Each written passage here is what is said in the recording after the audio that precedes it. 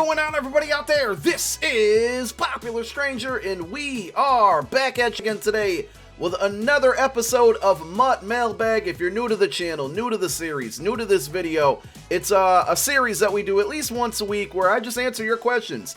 Popular questions from the community. We put out a post earlier this morning, and we got some pretty good questions in pretty early, so I figured we might as well make the video today. Let's jump right on into it. Now, if I don't answer your questions, my apologies, but like I said, we do this at least once a week, so save your question for the next episode if we don't get to it, and I try to answer the first questions that were submitted first. So let's get on into it, and here we go. I haven't really taken a look at any of these yet, so they're all going to be new to me. Is Ray Lewis a good investment?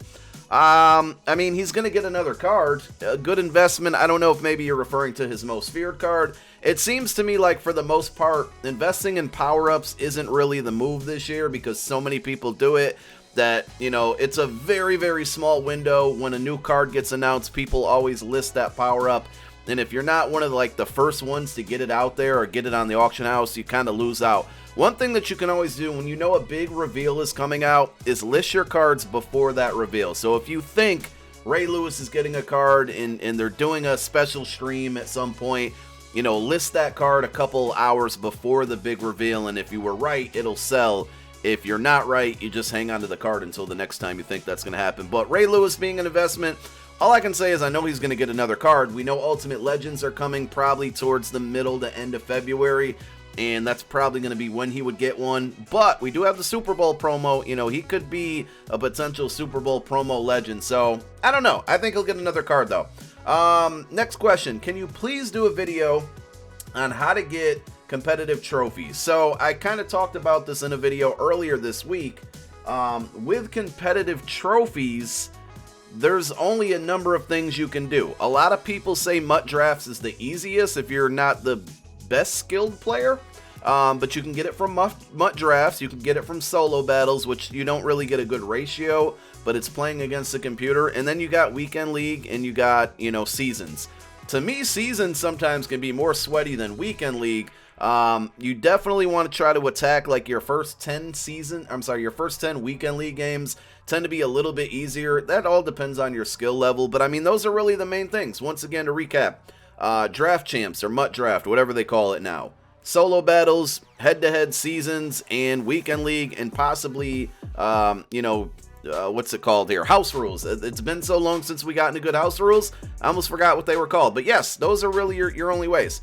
I just started out in Christmas, and I just want a good team that's easy to get. I won't be buying coins, and I'm not interested in market sniping. Can you do like the best budget 85 overall team? I'm just going to say this. If you're not interested in buying coins, which I would never recommend because it's against terms of services, and you're not interested in market sniping, it's going to be tough to get a good team. I mean, you got to do something to get coins.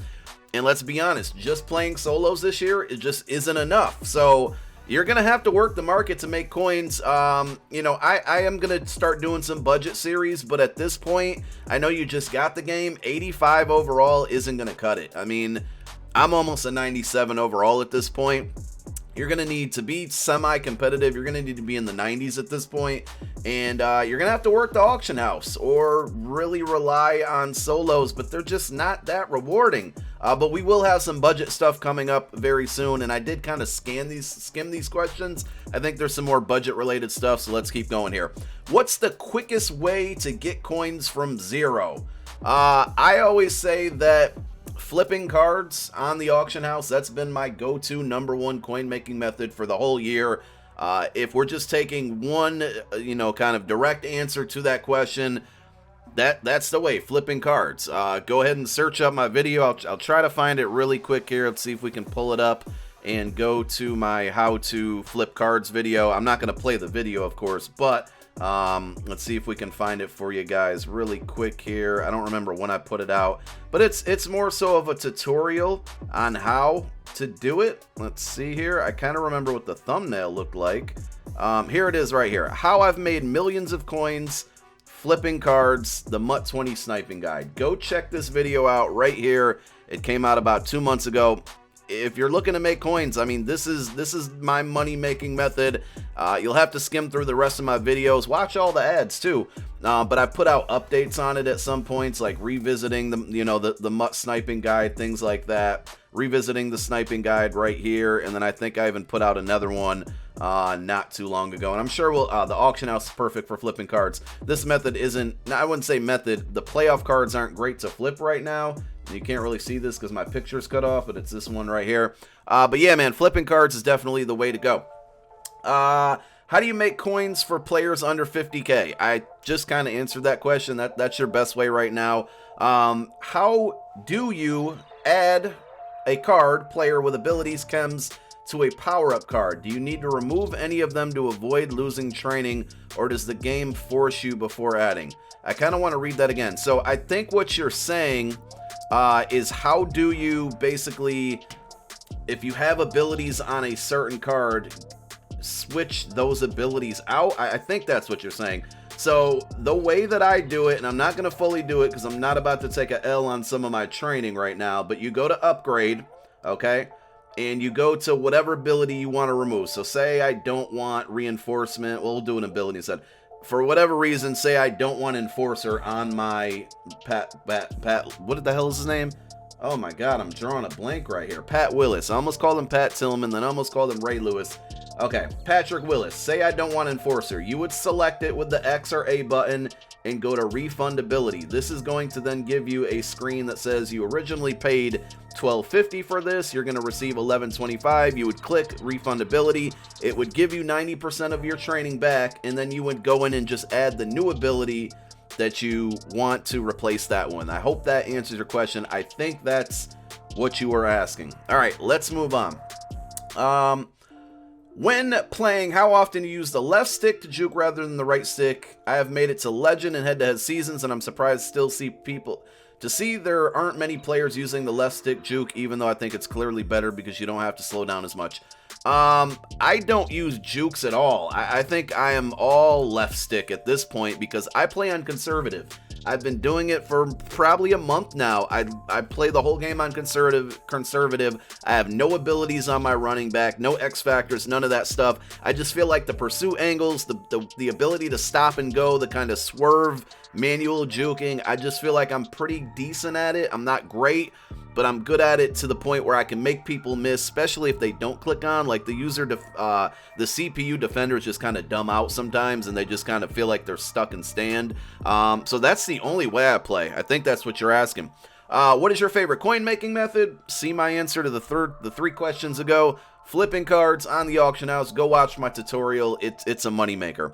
Yazin Pat says, I need your advice. I invested in Bobby Wagner. I bought 3 power-up cards and 3 of his core elites and 2 hero cards. Do you think he will get a card in the Super Bowl promo? And if he gets a card, do you think the price of these cards will go up? Absolutely hang on to them. If you've already invested in them, you're kind of ahead of the curve. A lot of people think that he's either going to get a Super Bowl card or he could be the Series 5 competitive master. He's absolutely due for an upgrade. Here's what I think is going to happen though. His power-ups might go up a little bit depending on how much you paid for them, but I wouldn't expect to get rich off of it. His core elites, you're probably not going to make too much from them, maybe a couple thousand. The hero cards, the MUT heroes, you'll probably make some coin off of that card. So that was a really good investment. And yeah, just hang on to it. Be patient. It's not like we're going to go the whole year without him getting an upgrade. He'll definitely get one. Be patient. I was wondering if the Team of the Year players without power-ups will get them. Example, Miko Hartman. So I just mentioned Series 5. It appears, in my opinion, I think it's going to be next Friday. We'll do a whole prediction, guessing video on the Masters and what to expect. But I feel like all Team of the Year guys are probably going to get power-ups, and Hardman will be one of them.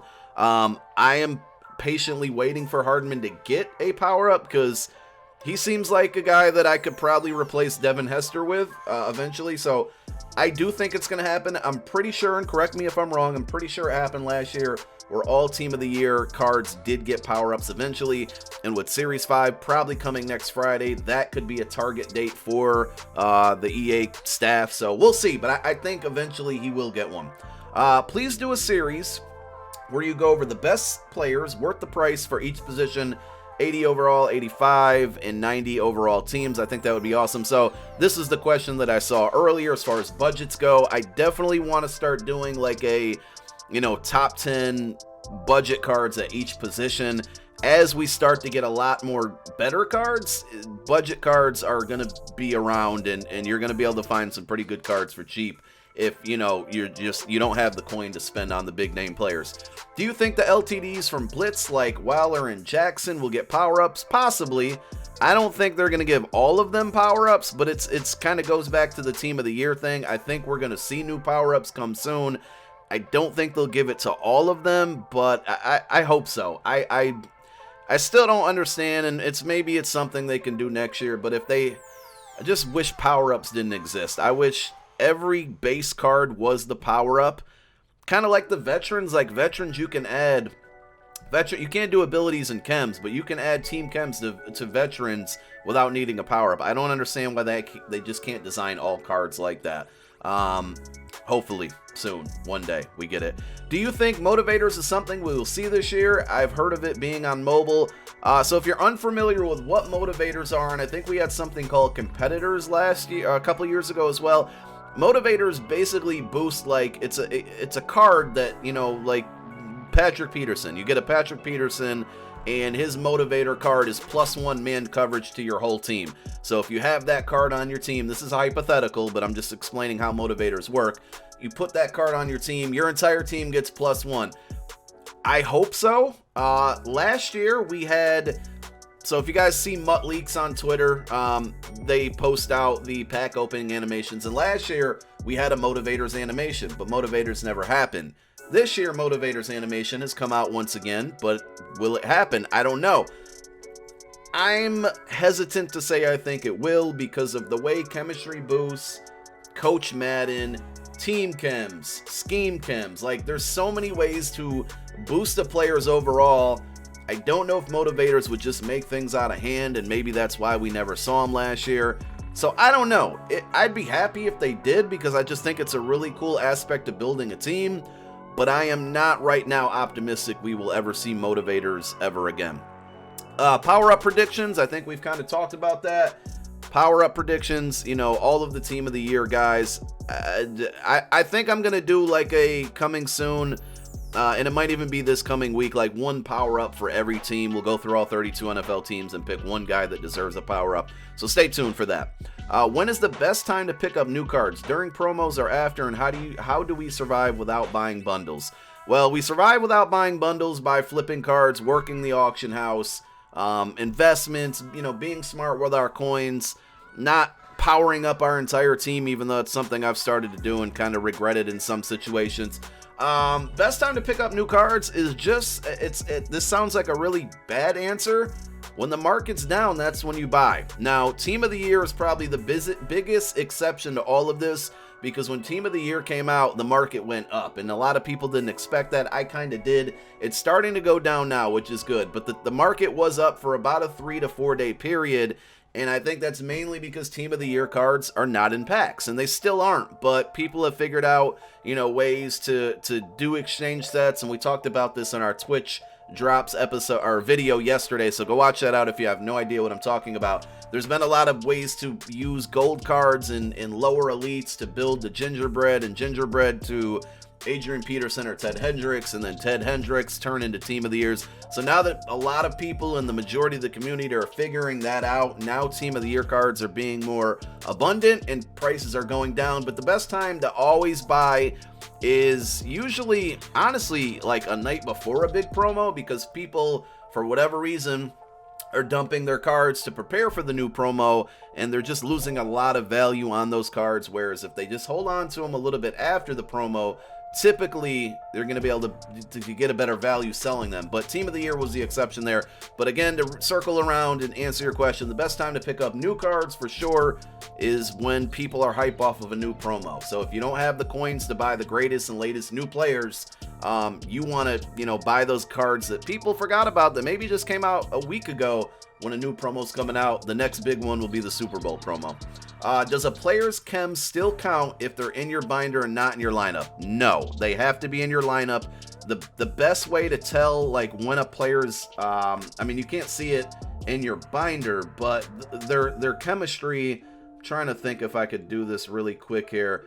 Their chemistry would have like a little circle with a cross through it, and the only way to tell when it's not counting, I mean, to answer your question directly, no, they have to be in your lineup. But if I take like Okoye out and I put George Kittle in here, that's not gonna work. We'll put TJ Hawkinson. He's out of position right now, so if you look closely, right under the 83, he has a circle with a cross through it on both his Lions chem and his scheme chem because he's out of position. So that's the best way to know when a chemistry is not counting. But again, if they're not in your lineup, it's not going to affect at all, because that would just be ridiculous. All right, next one up. Would you ever consider starting a series where you focus on your Weekend League gameplay, like a Weekend League recap video once a week showing your highlights and funny moments? I want to get back to doing gameplays and funny moments. I have a folder full of stuff, full of videos and stuff and crazy moments.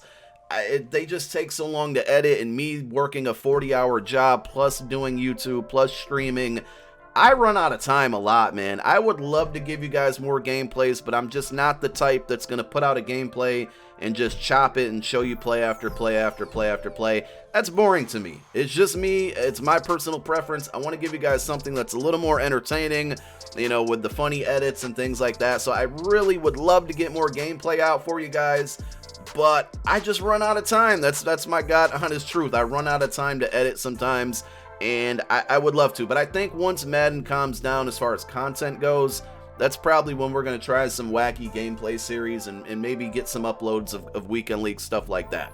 I'm having trouble figuring out the chem system and how to get the cards to higher overalls, for instance, the Randy Moss or Tre'Davious White. I really do want to do a video just focused directly and strictly on chems and power and like boosting your cards overall. The only thing I can really say is like, so you put scheme chems. Scheme chems are probably your step number one.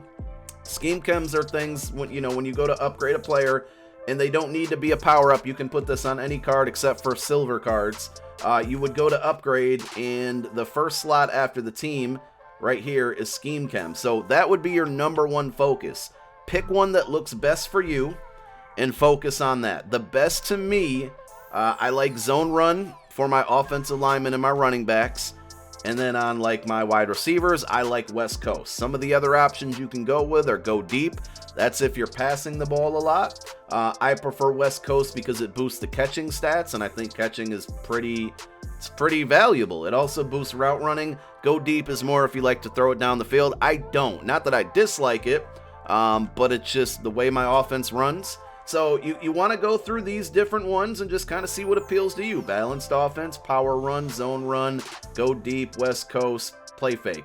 And if you use your right analog stick, it's not working. Oh, I think you have to select it, cancel. I thought if you use there it goes. If you use your right analog stick, it's going to show you what it boosts the further you go down. So you got to pick the ones that work best for you. I would start there. That's really the best move. The second thing I can say is check out my how to build a theme team video. That goes into team specific chems in detail, so go check that video out. But really just focus on maybe 1 to 2 scheme chems that you want to do. I personally rock right now, and you got to have a pretty good team with a lot of 88 plus overall and 93 plus overall cards on your team to get dual chems. But I have zone run maxed out, West Coast maxed out, and then on defense, pass rush and lockdown. Lockdown's probably the best one. If you take a look at the boosts, +2 to zone, +2 to man, +2 to tackle, +2 to catch. Not that my defenders ever catch the football. Why would they ever do that? But yeah, man, focus on maybe one on each side of the ball works best for you and start there. Try to get 30 players with that. And remember, 88 plus overall can get a ×2. So 87 and below can get a ×1, and I think it's either 93 or 94 can get a ×3. I think it's 93, I think. Okay, good defensive playbooks are how to stop the run. I use the Jets playbook on defense. 3-4 Bear, 3-4 Otter, probably my best defensive formations. I like to crash my line to the outside. That's by hitting, I think it's... I'm one of those players that can only do it like while I'm actually playing. Google how to, or YouTube how to crash your line, but I think it's left on the directional pad and then up on your right stick, crashes line to the outside. When I think somebody's running stretch, when I think they're going dive, will crash down to the middle, which is left on your D-pad and down on the right-hand stick. But Jets defense, to me, Miami's a really popular one. I think Panthers has a lot of good formations on defense, but you got to run 3-4 this year. 4-3 is just not good against the run. And then this guy, Barry, he's obsessed with me, so he calls me an awful. This guy, shout outs to him. Can we all just reply here and give him L's, because he comments on like all my videos. He's been banned from my stream. I don't even know why I'm giving this guy attention. He's a loser. Thank you guys so much for submitting your questions, and we'll be back with another episode. I got through all of them. I'm proud of myself here. Pat myself on the back, and that's all I got for today. No stream tonight. Back with videos tomorrow, stream tomorrow night. My name is Popular Stranger. I'm out. Peace.